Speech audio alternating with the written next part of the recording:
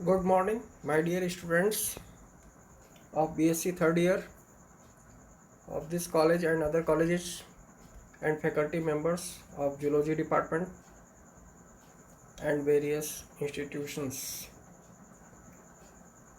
आज के इस व्याख्यान में मैं महर्षि दयानंद सरस्वती विश्वविद्यालय अजमेर के पाठ्यक्रम के तहत बीएससी थर्ड ईयर जियोलॉजी के फर्स्ट पेपर के लिए parental care in the members of class amphibia विषय पर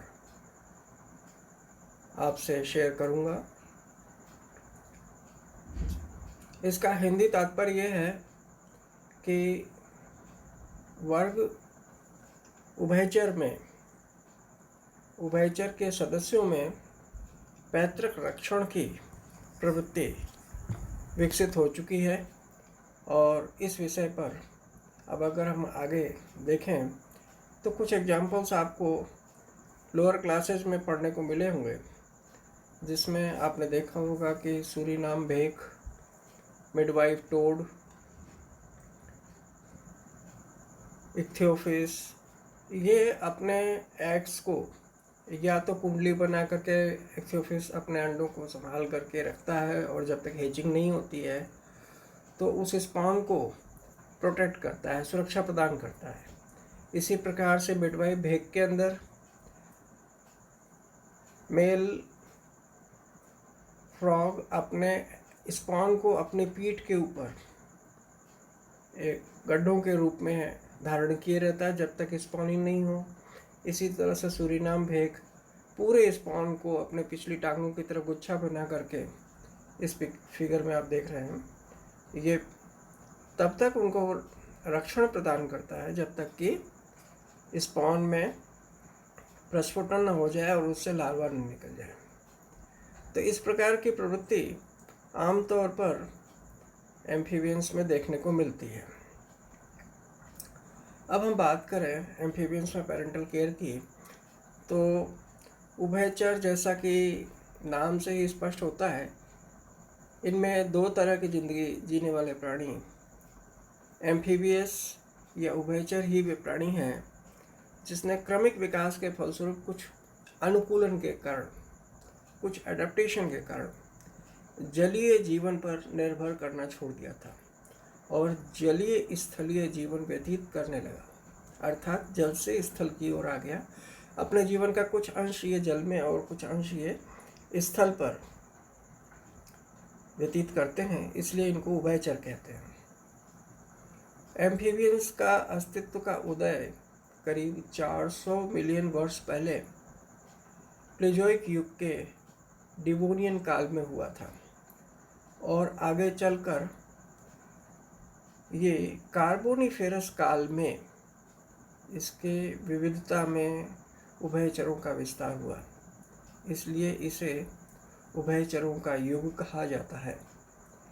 आगे चलकर कालांतर में रेप्टाइल्स के अस्तित्व में आने से एम्फीबियंस के आकार और विविधता दोनों साथ साथ घटने लगी थी, क्योंकि यहाँ जीवन संघर्ष रेप्टाइल से प्रारंभ हो गया था। अब हुआ क्या कि एम्फीबियंस या उभयचरों का जीवन चक्र दो तरह के आवास में पूरा होता है। जलीय और स्थलीय आवास ही साथ प्रजनन काल में अंडे देने के लिए पानी वाले जगहों का या नमी वाले जगहों को चुनते हैं और इन्हें अपने शरीर को हमेशा सूखने से बचाना होता है, इसलिए तालाब, पोखर, नालों के आसपास ही रहते हैं ताकि त्वचीय श्वसन आसानी से हो सके, और इसलिए इन्हें उभयचर भी कहा जाता है। जैसा कि आप जानते हैं कि एम्फीबियंस में जो रेस्पिरेशन होता है, लार्वल स्टेज में तो इनके गिल्स होते हैं, क्लोम विदर या गल्फरों के द्वारा रेस्पिरेशन करते हैं। जब ये मेटामॉर्फोस हो जाते हैं तो एडल्ट्स के अंदर लंग्स विकसित हो जाते हैं, तो लंग्स के द्वारा रेस्पिरेशन करते हैं। साथ साथ इनकी त्वचा में ब्लड कैपिलरीज का बहुत सघन जाल होता है और इसके कारण इस जाल की वजह से ब्लड की प्रचुर सप्लाई होने की वजह से फ्रॉग्स में या उभयचरों में रेस्पिरेशन त्वचा के द्वारा भी होता है। अब होता क्या है कि ये कोल्ड ब्लडेड एनिमल्स होते हैं, शीत रक्तीय प्राणी होते हैं। और शीत रक्तीय प्राणी से क्या तात्पर्य है कि इनके शरीर का तापमान ऋतुओं के अनुसार बदलता रहता है। ये वार्म ब्लडेड होते हैं, इसके विपरीत एव्स और मैमल्स, उनके शरीर का तापमान बदलता नहीं है, ऋतु अनुकूल होने पर या ऋतु के हिसाब से वेरिएट नहीं होता है, फिक्स होता है। यहाँ जो एम्फीबियंस हैं इनमें इस टेम्परेचर के परिवर्तन की समस्या से छुटकारा पाने के लिए इनमें शीत निष्क्रियता और ग्रीष्म निष्क्रियता, शीत निद्रा भी इनको कहते हैं, ये देखने को मिलती है। इसको हाइबरनेशन भी कहा जाता है। तो शीत निष्क्रियता से निकलने के बाद फ्रॉग्स और दादुर दो ही चीज़ की तलाश में रहते हैं, पहला खाना और दूसरा प्रजनन कर अपनी संख्या को बढ़ाने के लिए मादा की तलाश में, जिसकी शुरुआत एक गजब की आवाज़ से होती है जिसे क्रॉकिंग कहते हैं। आपने देखा होगा बारिश के दिनों में मेंढक टर टर की आवाज़ किया करते हैं शाम के वक्त या जैसे ही वर्षा होती है। तो इस विशेष तरह की आवाज़ को फ्रॉग्स में क्रॉकिंग शब्द से जाना जाता है। यह खास आवाज़ एक खास तरह के अंग से उत्पन्न होती है जिसे स्वर थैली या वोकल सैक कहते हैं। हालांकि कुछ ऐसे मेंढक हैं जिनमें वोकल सैक आंतरिक होता है। वोकल सैक नर में ज़्यादा विकसित होते हैं, जो टर्राहट जैसी आवाज़ निकालने के लिए उत्तरदायी होते हैं। टर टर की आवाज़ जो होती है उसको टर्राहट या क्रॉकिंग कहते हैं। तो वो फ्रॉग्स में मेल्स के वोकल सैक से निकलती है। इस आवाज़ से अट्रैक्ट होकर मादाएं नर के पास खींची चली जाती हैं और फिर अंडे देने की रस्म शुरू होती है। कुछ फ्रॉग्स के जीवन काल में क्या होता है कि टैडपोल लार्वा, जिसको कि बैंची कहते हैं, वो अवस्था नहीं होती। अंडे से बैंची के बजाय विकसित छोटे नन्हे मेंढक निकलते हैं, अर्थात लार्वल अवस्था नहीं होती है। तो ये जो नन्हे छोटे मेंढक निकलते हैं वो कैसे निकलते हैं? वो पेरेंटल केयर की वजह से निकलते हैं। ये अंडे देने के बाद अपने स्पॉन को अपने पीठ पर धारण कर लेते हैं। तो ये अंडे देने के बाद एम्फीबियंस लापरवाह माता पिता उन्हें छोड़कर हमेशा के लिए चले जाते हैं और इसके विपरीत कुछ माता पिता अंडे की देखभाल करते हैं और जब तक कि अंडे से बच्चे बाहरी दुनिया में ना आ जाएं। यह उभयचरों के क्रमिक विकास के दौरान हुई लाभकारी अनुकूलन है ताकि प्रजनन में ज़्यादा ऊर्जा की खपत नहीं हो। तो ये नेचर के द्वारा अनुकूलन उत्पन्न हुआ है इन एनिमल्स में। जैसे कि amphibians include anurans, urodelans and apodans. In all these groups of amphibians we come across with a great deal of parental care. तो मैं आपको कुछ दूसरे जगह से मैंने नोट्स कंडक्ट किए हैं जो हिंदी और इंग्लिश में जैसा भी अवेलेबल कर पाया हूँ, मैं हिंदी इंग्लिश दोनों में समझा रहा हूँ।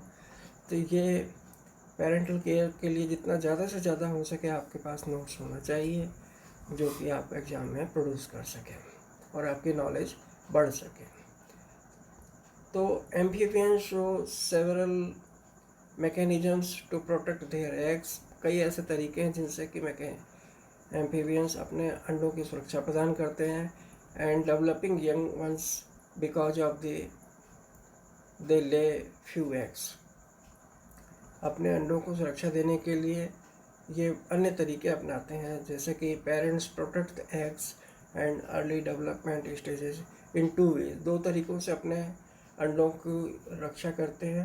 पहला, दे कंस्ट्रक्ट नेस्ट, ये घोंसला बनाते हैं, जैसे पक्षी बनाते हैं उस तरह से पानी में घोंसला बनाते हैं। दूसरा डायरेक्ट नर्सिंग, सीधे ही अपने अंडों की नर्सिंग करते हैं।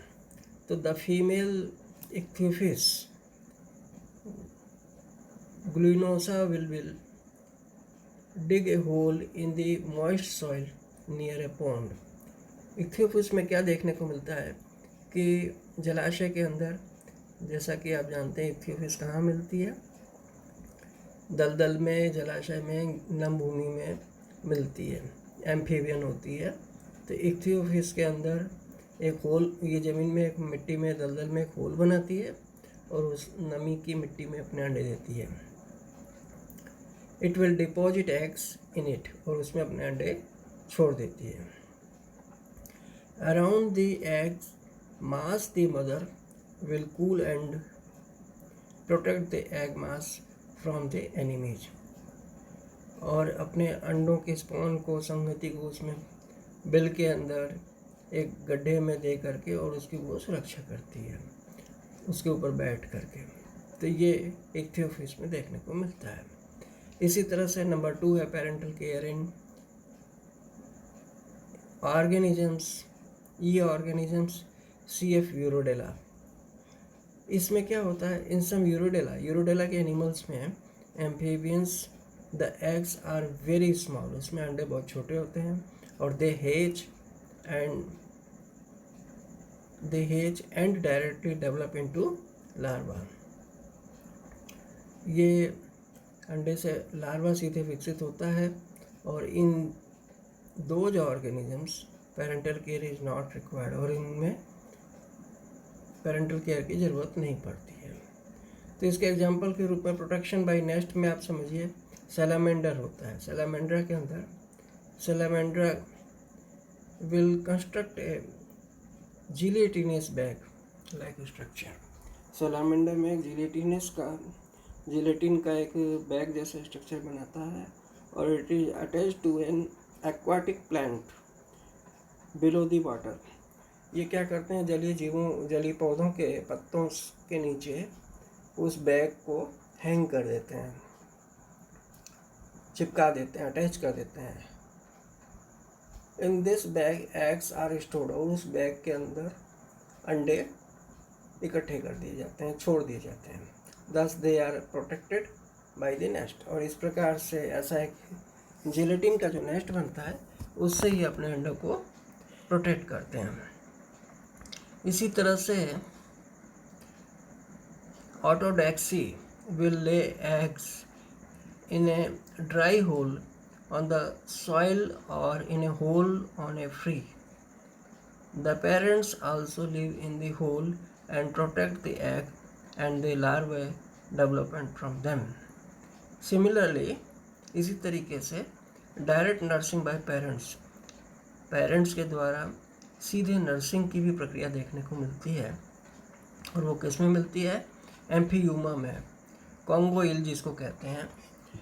तो कॉन्गो ईल या एम्फीयूमा में the mother will coil around the eggs, इसमें जो मदर होती है वो अंडे के चारों ओर कुंडली मार करके बैठ जाती है एंड प्रोटेक्ट देम, और उस प्रकार से अपने अंडों की सुरक्षा करती है।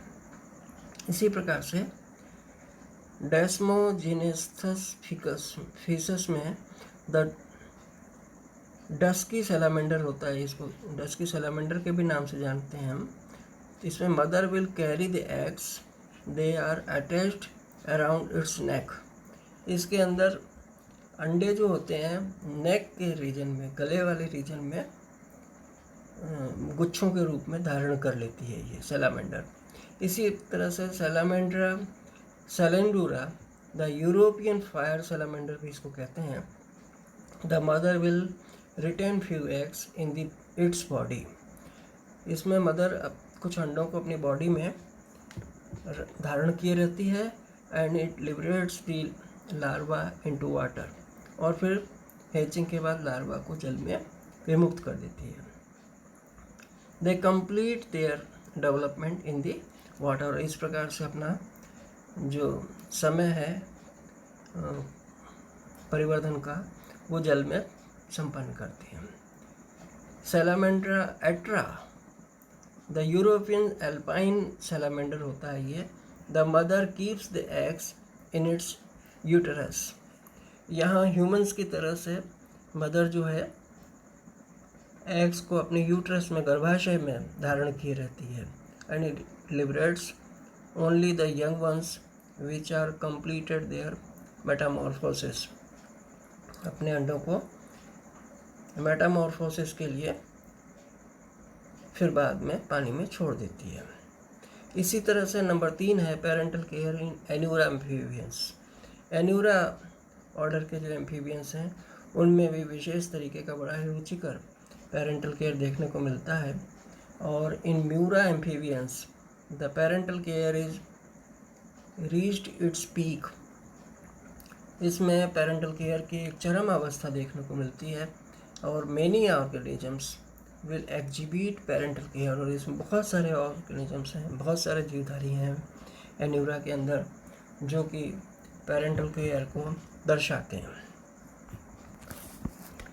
तो इस श्रृंखला में, इस संदर्भ में सबसे पहला एग्जाम्पल है protection by nest.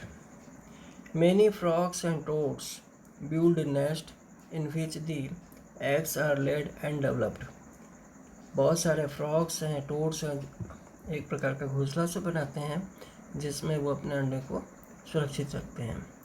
This is a primitive method of parental care. और ये एक बहुत ही आदिम तरीका है पेरेंटल केयर का। In these organisms the larva comes out in a very early embryonic stage which requires some kind of protection in the very early stage of development. Hence the parent will build nest। और इस तरह से इनमें parent से nest बनता है। इसी तरीके से हाइला फेबर होता है। हाइला आप जानते हैं इसकी पिछली टांगें अगली टांगों की अपेक्षा बड़ी होती है और इसको टी फ्रॉग भी कहते हैं, ट्री फ्रॉग, वृक्ष मेंढक। It is a Brazilian tree frog. ये एक ब्राज़ीलियन ट्री फ्रॉग होता है। The female will construct the nest in the shallow waters of pond. The female will dig a hole of 8 to 10 centimetre depth. इसमें female जो 8 से 10 centimetre गहरा गड्ढा बनाती है। और कहाँ बनाती है? मड में बनाती है। The mud which comes out of its used by the female. The mud which comes out of it is used by the female hyla to construct well around the hole। और फिर ये क्या करती है कि मड को इकट्ठा करके उस होल के चारों तरफ कुएं जैसी संरचना बना देती है। और this wall is raised above the level of water. और ये पानी के लेवल तक आ जाती है। ये वॉल एक प्रकार की वॉल बना लेती है, दीवार जैसे कि कुआं बना लिया हो। और female हाइला will make a the inner surface of this nursery smooth and even the female will lay eggs in the nursery. और इसी के अंदर फीमेल जो है अंडे देती है। The eggs and larva forms are protected inside this structure. और इस प्रकार के इस नेस्ट या वेल में अंडे और लार्वे सुरक्षित और संरक्षित रहते हैं। इसी तरह से अगला एग्जाम्पल है रेकोफोरस का। रेकोफोरस मालाब्रैंकस इसका जूलॉजिकल नाम है। इट इज कॉल्ड सूरीनाम भी इसको सूरीनाम फ्रॉग भी कहते हैं। It lay eggs on the branches of larva on the branches of leaves of a tree. ये क्या करता है कि वृक्षों की जो जलीय पौधे होते हैं उनकी पत्तियों के, उनकी शाखाओं के ऊपर एक गुच्छा अपने स्पॉन का अटैच कर देता है। Which will be hanging over A pond. जो कि पॉन्ड के ऊपर, जलाशय के ऊपर लटका हुआ होता है। तो इस प्रकार से अपने स्पॉन को पत्तियों या शाखाओं के ऊपर हैंग कर देता है, लटका देता है। These larva after hatching from eggs will fall into the pond water and undergo Metamorphosis. और जब ये होता क्या है कि जब ये एग हैच होते हैं तो इनमें से लार्वा निकलते हैं और वो लार्वे सीधे जल के अंदर गिर जाते हैं और वहाँ उनकी मेटामॉर्फोसिस होती है। तो इस तरीके से ये पेरेंटल केयर इनमें देखने को मिलती है। इसी तरीके से रेकोफोरस सिलगिली, ये इस एग्जाम्पल में क्या होता है, it is called Japan tree frog होता है ये, और इसमें both male and female frog will make a बरो इन द मॉइस्ट सॉइल। नम जमीन के अंदर, नम मिट्टी के अंदर मेल और फीमेल दोनों फ्रॉग मिलकर के एक बरो बनाते हैं, बिल बनाते हैं नियर ए पॉन्ड एज, एक जलाशय के किनारे पर। और this hole is filled with foam by female. और ये जो होल बनता है इसमें इनकी जो फीमेल होती है उसके द्वारा एक लसलसा गुच्छा रिलीज किया जाता है जो कि वहाँ पर छोड़ दिया जाता है। Then female lay eggs in this foam, और फिर फीमेल जो होती है वो इस फोम के ऊपर, इस लसलसे गुच्छे के ऊपर अंडे रिलीज करती है, जिससे कि वो उसे चिपक जाते हैं और बहते नहीं पानी में। The male and female animals will make an exit tunnel into the pond from the hole. और इस तरीके से मेल एंड फीमेल एनिमल्स जो होते हैं वो एक दूसरे दरवाजे से, दूसरे रास्ते से बाहर निकल जाते हैं अंडे रिलीज करने के बाद में। The larval development from eggs will be carried by a liquid form from the foam into the pond through these exit tunnels. इस तरीके से लार्वा जो होते हैं इसमें जब निकलते हैं तो उसके बाद वो दूसरे टनल वाले रास्ते से बाहर आ जाते हैं। तो एक ये टनल बनाते हैं, एक बरो बनाते हैं जिसमें ये अपने अंडे रिलीज करते हैं। इसी प्रकार से हाइला की एक प्रजाति होती है, Hyla resinifictrix. It is a tree frog. It will make use of holes in the trees. ये ट्री के अंदर, पौधों के अंदर एक होल बनाता है और it will line the hole of the tree trunk with few wax brought from bee comb. और ये क्या करते हैं, शहद के जो मक्खी का छत्ता होता है उस तरीके से ये वैक्स का एक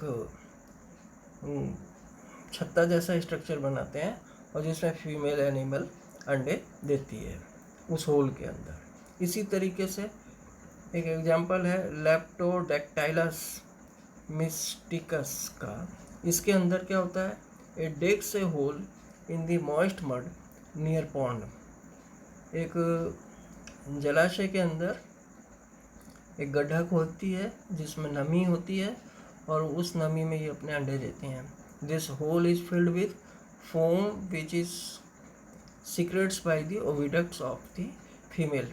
और उस गड्ढे में इनकी फ्रॉग्स की जो फीमेल होती है उसके द्वारा एक ओविडक्ट से फोम सीक्रेट होता है और उस फोम के ऊपर ये अपने अंडे देते हैं। फीमेल्स ले एग्स इन इट, और उसके ऊपर इनकी फीमेल से अंडे देती है। These eggs hatch into the larva, then the pond will get good amount of water. और इस तरीके से इनकी फीमेल उस पर अपने अंडे देती है और यहाँ पर अच्छी मात्रा में जल होता है जो कि बारिश से वहाँ पर इकट्ठा होता है। Then these holes are also surrounded by the pond water, और पॉन्ड वाटर से ये होल्स भर जाते हैं। Then the larvae will enter the pond and grow. इसी तरह से एक एग्जांपल होता है Hyla nebulosa. It lays its eggs in a nets. और ये क्या करते हैं, अपने अंडे एक घोंसले के अंदर, एक नेस्ट में देते हैं। This nest is a made by a dry leaves. और ये जो नेस्ट होता है वो सूखी पत्तियों से भरा हुआ होता है। The eggs hatch and develop into small adult larva from A form is absent. Similarly, other example is हाइलोडीज। हाइलोडीज में क्या होता है? It is an American frog. ये अमेरिकन फ्रॉग होता है। It deposits it's egg in A moist place और under this stones. पत्थरों में, जो दराज में पत्थर होते हैं, कंकड़ होते हैं, उनके अंदर नमी के अंदर ही अपने अंडे, उस दराज के अंदर, ग्रूव के अंदर, खांचों में, ज़मीन में जहाँ नमी होती है, पानी भी होता है, वहाँ ये अपने अंडे देता है। The eggs hatch and give a tiny adults in a perfect condition. और वहाँ पर ही अपने इसके अंडे से बच्चे निकलते हैं, इसके लार्वे निकलते हैं और उनको इस तरीके से प्रोटेक्शन प्रोवाइड करता है। इसी तरह से अब हम पार्ट बी की बात करते हैं, डायरेक्ट नर्सिंग बाय पेरेंट्स। इस मेथड में क्या होता है? This method is more advanced than protecting the egg and larvae by constructing nest. अब तक तो हमने देखा कि केवल नेस्ट बना करके और उस घोंसले बना करके उसके अंदर ये अंडों को अपने प्रोटेक्ट करते थे, परंतु यहाँ कुछ दूसरी चीज़ देखने को मिलती है। यहाँ इसका एग्जाम्पल, पहला एग्जाम्पल है एलाइटीज़ में। It is called midwife toad. Alytes को हमने जैसा कि ऊपर शुरू में बताया था, इसे मिड वाइफ टोड भी कहते हैं। When the eggs are laid by the female frog which female frog winds the strings of the eggs around his back and things. The male frog lives in a shallow pit of the moist soil. Female frog जो होती है वो इसकी पीठ के ऊपर कुछ गड्ढे से होते हैं, उसमें नमी होती है और वहाँ पर ही अपने अंडों को, बच्चों को धारण कर लेती है। It will come out of the pit now and then frog feeding and to make the eggs moist। और इस तरह से अंडे नम रहते हैं और वहाँ से लार्वा निकलने के बाद वो जल में छोड़ दिए जाते हैं।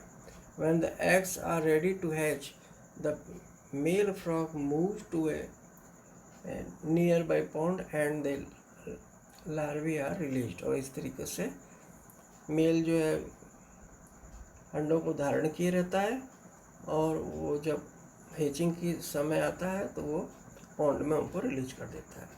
इसी तरीके से एग्जांपल है Gastrotheca. It is called new world brooding और मार्सुपियल फ्रॉग भी इसको कहते हैं। It has a special pouch in its skin. इसके अंदर क्या होता है, इस जैसे कंगारू के अंदर एक मार्सुपियल पाउच होती है, शिशुदानी होती है, उसी तरीके से इसमें फ्रॉग में भी इसके पीठ के ऊपर एक शिशुधानी सी होती है और it opens out through an opening near the cloaca. और क्लोएका के नज़दीक ये खुलती है। यहाँ पर क्या होता है, fertilised eggs are transferred into this pouch. और फर्टिलाइज्ड एग्स इसमें धीरे से ट्रांसफ़र कर दिए जाते हैं और these eggs are stored in this pouch where they undergo development and tadpoles are liberated out. और इस तरीके से इसमें से जब इंक्यूबेशन पीरियड पूरा हो जाता है तो यहाँ से इसमें से टैडपोल्स निकलते हैं, इसमें से, इस पाउच में से। इसी तरह से एक एग्जांपल है पाइपा अमेरिकाना। इसमें क्या होता है, it is called Surinam toad. इसको सूरीनाम भेग के रूप में भी जाना जाता है। During breeding season the skin of the back of the female become soft and spongy. जनन काल में क्या होता है, इनकी जो फीमेल होती है उनका जो पृष्ठीय सिरा होता है वो मुलायम और स्पंजी हो जाता है। और during copulation the oviducts will come out of the female. और कॉपुलेशन के समय इनकी जो ओविडक्ट होती है वो बाहर निकल आती है फीमेल से। और because of the movement of the male the eggs are forced out of the oviduct. और इसमें जो कोर्टशिप होती है, उस कोर्टशिप के दौरान मेल के दबाव की वजह से फीमेल से एग्स निकल करके उसकी पीठ के ऊपर उस पाउच में इकट्ठे हो जाते हैं। Each eggs sinks into A small pocket of the skin. और त्वचा पर जो इस छोटे छोटे गड्ढे होते हैं उनमें अंडे उसमें इकट्ठे हो जाते हैं। It gets covered by an operculum और फिर बाद में ऊपर से आवरण से एक ढक्कन से ढक दिए जाते हैं। In this soft material tissue the young once can develop safely. और इसमें चूंकि फ्लैप से ढका हुआ होता है तो जो बच्चे पैदा होते हैं इनके हैचिंग के बाद उनको उस पाउच के अंदर, उस एनवेलप के अंदर बड़े सुरक्षित तरीके से पड़े रहते हैं, और जब पूरे मैच्योर हो जाते हैं, मेटामॉर्फोसिस होते हैं, बाहर निकलते हैं। The developing embryo has a tail and a yolk sac. It has no gills. The tail may work like placental connections to draw nutrition from the mother. और इस प्रकार से जैसे मैमल्स में देखने को मिलता है उस प्रकार से यहाँ पर इनमें नरिशमेंट मदर से लेते हैं ये। और nearly after 80 days small individuals में कम आउट, और लगभग 80 दिनों में इसमें से छोटे बच्चे बाहर निकलते हैं। इसी तरह से एक और एग्जांपल है Rhinoderma darwinii. It called its little South American frog, और ये छोटा साउथ अमेरिकन फ्रॉग के रूप में भी जाना जाता है। इसमें the fertilised eggs are transferred into its vocal sacs. The development take place. इसमें जो निषेचित अंडा होता है इसके वोकल सैक के अंदर चला जाता है। वोकल सैक मतलब गले के अंदर, और वहाँ उसका परिवर्धन होता है, और जब कंप्लीट हो जाता है परिवर्धन तब वो वहाँ से रिलीज होता है, हैच होता है। Then the completely development young individuals will jump out of from the mouth of the male frog. बड़ी इंटरेस्टिंग चीज़ होती है इसमें देखने को ही मिलती है कि इस फ्रॉग के अंदर यंग वंस उसका जब परिवर्धन हो जाता है तो उसके मुख गुहा से कूद करके बाहर जल में आ जाते हैं। कहाँ परिवर्धन होता है? उसके माउथ के अंदर, वोकल ट्रैक के अंदर, वाक कोश के अंदर इनका परिवर्धन होता है। Thus, in amphibians, a good amount of parental care is seen। और इस तरह से हम देखते हैं कि एम्फीबियंस में एक बहुत अच्छी किस्म की पैतृक रक्षण की प्रक्रिया देखने को मिलती है। Thank you. तो आज मैंने इस व्याख्यान में पेरेंटल केयर इन एम्फीबियंस का पार्ट 1 डिस्कस किया है। अगले व्याख्यान में पार्ट 2 भी डिस्कस करूँगा। Thank you very much.